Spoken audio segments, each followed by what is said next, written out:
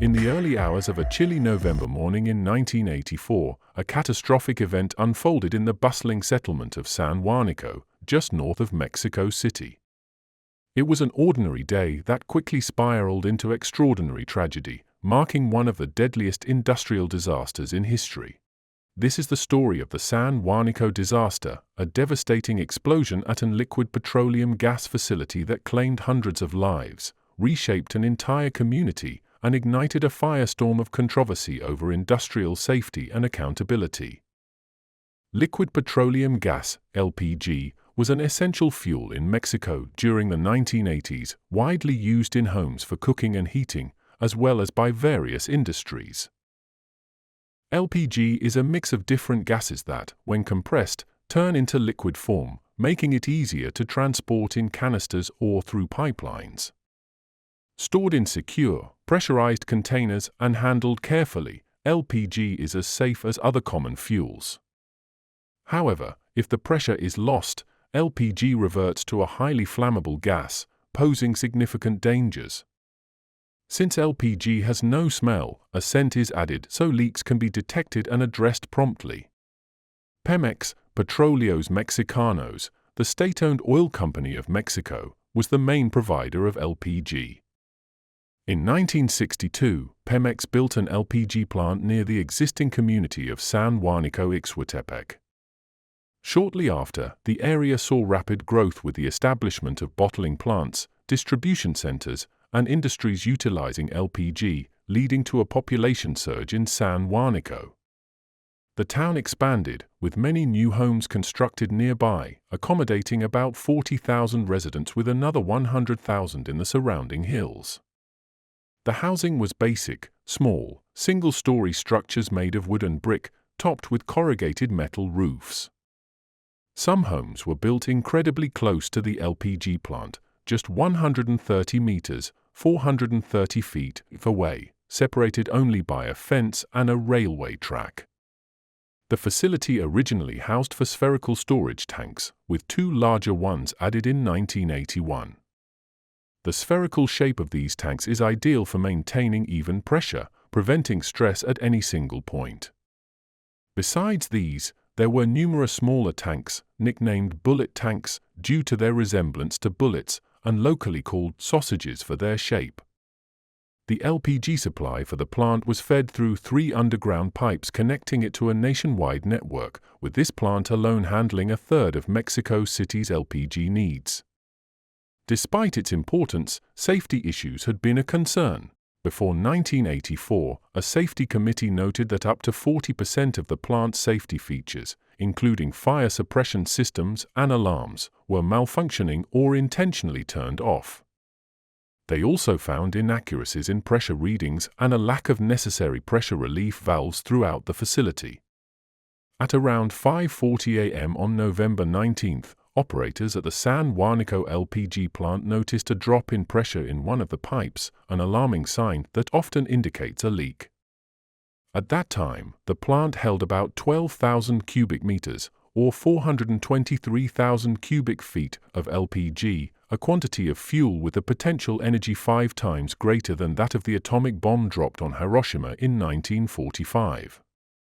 Concerned about the implications of a leak, operators quickly set to work to identify the issue. After 10 minutes of urgent investigation, they deduced that a pump within the system must have ruptured, although they couldn't determine its exact location.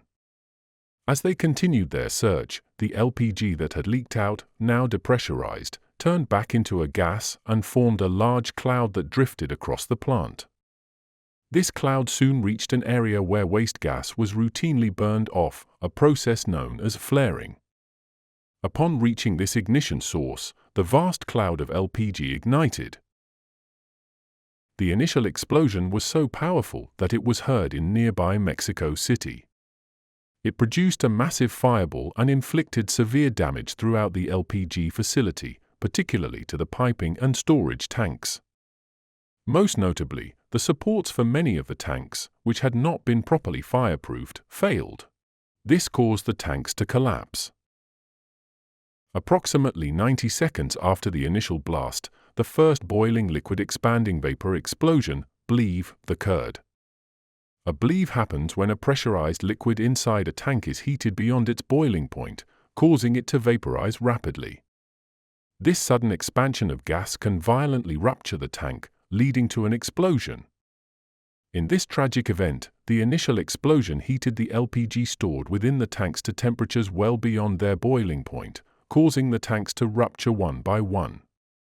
As each tank exploded, it released a torrent of gaseous LPG which, upon ignition, led to massive, ground-shaking explosions. The severity of the situation was highlighted by the first boiling liquid expanding vapor explosion, BLEVE, at San Juanico, which registered 0.5 on the Richter scale. Even a pilot on a Pan Am flight nearing Mexico City noticed the blast, mistaking it for a nuclear explosion as he observed fireballs shooting 300 meters or 980 feet into the air and lingering there for up to 20 seconds. From 5:40 a.m. to 7:01 a.m., a total of 8 BLEVs occurred, with both the first and sixth explosions detectable on seismic scales. These major blasts were accompanied by continual smaller explosions that persisted until 11 a.m.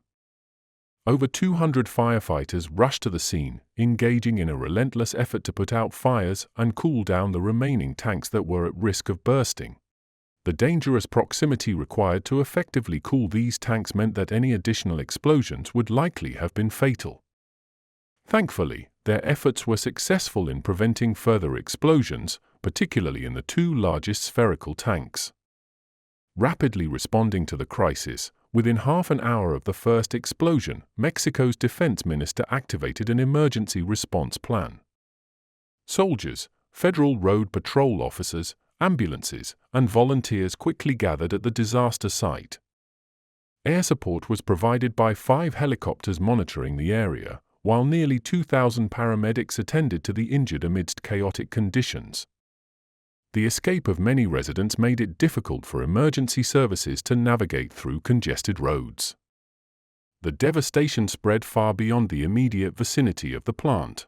Bullet tanks, propelled like missiles, traveled up to 1,200 meters or 3,900 feet from the plant before crashing down, their hot debris and residual LPG fueling secondary fires across a broad area. A secondary fire devastated a bottling plant located east of the main Pemex facility. This plant had stored hundreds of small LPG canisters, ready for transport. As the fire tore through, each canister exploded in a chain reaction of blasts. The highways surrounding the town were shut down to enable a mass evacuation. Approximately 200,000 people were forced to flee, walking along roads and railway tracks, trying to escape the looming threat. Elvira Castro Vasquez, a survivor, recalled the scene vividly. It looked like a pilgrimage. A lot of people escaped along the tracks. We walked in the direction of the Mexico City, Borough Gustavo A. Madero, and people were saying, "This is the end of the world." City buses, repurposed to aid in the emergency, picked up many of the injured, ferrying them to hospitals. Others continued on foot, seeking medical help or merging with the shocked daily commuters on Mexico City's public transit system to find care. Many of those displaced by the disaster sought refuge at the Basilica of Our Lady of Guadalupe. Though the church had been closed due to structural concerns, it reopened to provide shelter for the injured and homeless. A community effort saw thousands bringing blankets, food, water, and other necessities to support those sheltered there, creating a temporary haven amidst the chaos. By 11 p.m., when the fires were finally put out, the devastation was clear: 150 homes completely destroyed and another 2,000 severely damaged. Official counts reported 272 fatalities, reflecting only those immediately identified. The real death toll was likely much higher. The intense fires had left many victims unrecognizable, effectively cremated by the blaze. Later estimates, considering subsequent deaths from injuries, suggested the number of lives lost could be anywhere from 500 to 2,000. Remarkably, only 5 of these were plant workers. The majority were residents and workers from the surrounding areas, many of whom were asleep with no warning of the impending disaster, leaving them no chance to escape. In the aftermath of the catastrophic explosion at San Juanico, initial reactions from government officials suggested the blame lay with one of the privately run processing facilities nearby, rather than with the state-owned Pemex operation. However, on December 22, 1984, the Attorney General released a report conclusively stating that the rupture occurred in a section of piping within the LPG facility, thus placing the responsibility squarely on Pemex. The official government investigation struggled to determine a precise cause for the disaster. Some industry commentators speculated that a disgruntled employee might have been to blame, although noted maintenance deficiencies at the plant were ruled out as direct causes of the catastrophe. An independent investigation conducted by TNO, a Dutch applied science research organization, identified several critical issues. It pointed to the cramped layout of the plant, where tanks were closely packed together, as a significant factor that accelerated the spread of fire and subsequent explosions. It also criticized the proximity of residential housing to the LPG storage, labeling it as inherently risky. Moreover, the investigation highlighted the absence of essential pressure relief valves and the problematic continuation of LPG pumping into the facility up to an hour after the initial explosion, which greatly exacerbated the disaster. Dutch experts proposed that an excessive pressure buildup in a specific pipe might have triggered the leak, though this hypothesis was not widely accepted by the Mexican government. Following this disaster, the LPG industry both in Mexico and globally saw substantial safety improvements. The design and spacing of storage tanks in plants were re-evaluated, emergency protocols were revamped, and new monitoring systems were installed at numerous facilities to detect gas leaks more effectively. Due to the extensive damage, including the destruction of firefighting equipment in the initial blast, recommendations were made for emergency water lines to be buried underground to protect them from similar incidents in the future. Despite its magnitude, the San Juanico disaster remains relatively obscure outside of Mexico, overshadowed by other significant industrial accidents occurring around the same time, such as the notorious Union Carbide gas leak in Bhopal. In the wake of the San Juanico disaster, the Mexican government provided compensation, offering around $10,000 for each victim to the bereaved families. They also mandated that the majority of LPG-related industries relocate away from San Juanico, announcing plans to transform the explosion site into a memorial park. This decision initially brought some comfort to residents, who preferred not to live in the shadow of the hazardous LPG industry.